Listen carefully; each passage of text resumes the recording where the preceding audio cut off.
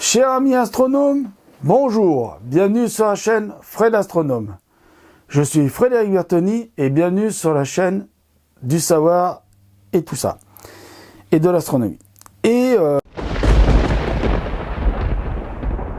vous connaissez mon amour immodéré pour l'astronomie, pour la science et tout ça. Vous savez que je suis abonné à plusieurs magazines, Sciences Avenir, Sciences et Vie, La Recherche, pour la recherche, Astrophysique Magazine et le magazine du CNRS, Centre National de Recherche Spatiale. Et je suis aussi abonné à Ciel et Espace, qui est le journal édité par l'AFA, Association Française d'Astronomie, dont j'en suis un membre, puisque j'ai la carte de membre, et que je paye une cotisation pour être membre de l'AFA, qui est pas très chère, je crois qu'elle est 18 € par an, si vous voulez être juste membre. Si vous voulez être membre et contributeur, rendez-vous sur le site de l'AFA et vous verrez, il y a tout ce qu'il faut normalement pour savoir combien c'est. Donc, et il y a monsieur Alain Sirou, directeur de la rédaction de Ciel et Espace, qui en début de magazine écrit toujours un éditorial, et celui du numéro 553 de mai-juin 2017, qui est un bimestriel, vous le savez, hein, qui a un gros article astéroïde l'Eldorado, ça c'est le dossier le gros dossier du magazine, numéro 553 mai-juin, et donc il écrit des éditoriales, ici, et celui-là m'a touché particulièrement, parce que je suis tout à fait d'accord avec monsieur Alain Sirou. Donc je vais essayer de vous le lire intelligiblement et calmement, parce que vraiment je suis d'accord avec tout ce qu'il a écrit là-dessus.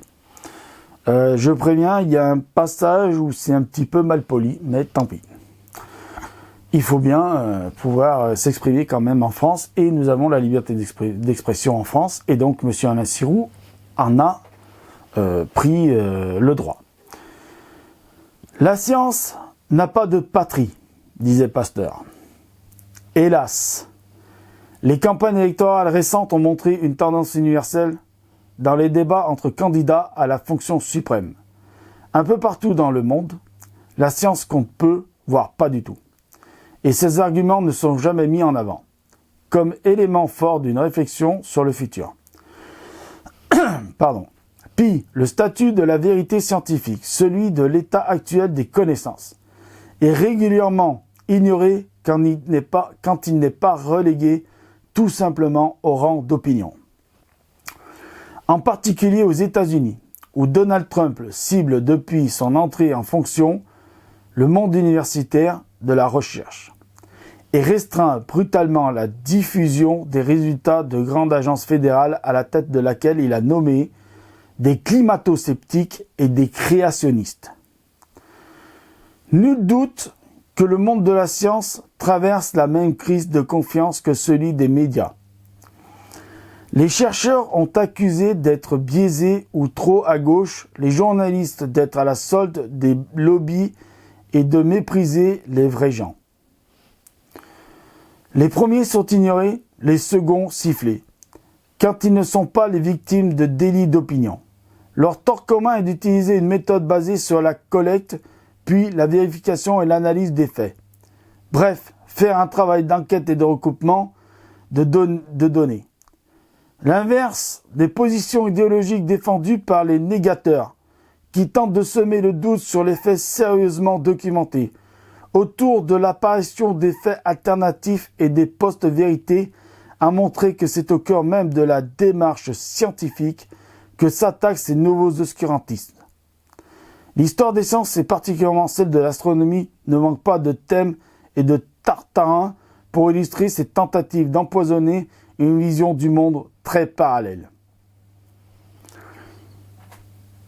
Il existe encore des partisans de la Terre plate, des adeptes de la Terre creuse qui répondent à merveille Si l'héliocentrisme s'est imposé sur les bûchers de l'Inquisition, se sont éteints d'esprit géocentrisme, reste de mise dans bien des comportements. Pour le défunt astronaute Edgar Mitchell, 6e piéton lunaire de là-haut, on se tourne vers l'humanité en ressent un intense mécontentement de l'état du monde et l'envie compulsive de changer les choses. Depuis la Lune, la politique internationale semble insignifiante. On aimerait prendre un politicien par la peau du cou, l'amener à 250 000 de miles de la Terre et lui dire « Regarde ça, sale fils de pute ». Ceux qui pensent que l'homme n'a jamais marché sur la Lune n'apprécieront pas sans doute cette apostrophe provocatrice et y verront un argument supplémentaire à mettre au crédit de leur déni. Bref, sans être allé bien loin dans le système solaire, l'Homo Spaccus peine toujours autant à se libérer des croyances et des chaînes de la gravité. Changer de vision du monde et ne plus avoir peur comme les irréductibles Gaulois que le ciel nous tombe sur la tête, même si c'est pas demain la veille, comme Abracurcis, prend du temps. La preuve avec le dossier que vous découvrirez de son numéro, où le danger des astéroïdes se transforme en opportunité. Un potentiel futur Eldorado à ces cailloux qui menacent de détruire l'essentiel de la vie terrestre devient des stations-service, disposition des satellites et visées exploratrices futures. Et là, les outils du monde scientifique ne seront pas trop pour y parvenir. Monsieur les censeurs, je vous remercie de ne pas censurer ma vidéo. Cher ami astronome, je ne dirai pas plus là-dessus. C'était assez éloquent et édifiant ce qu'a écrit Alain Sirou sur son éditorial. Je vous laisse méditer là-dessus. C'était Frédéric Bertoni pour la chaîne Fred Astronome. Mettez l'œil à l'oculaire car là-haut il y a plein de choses à voir.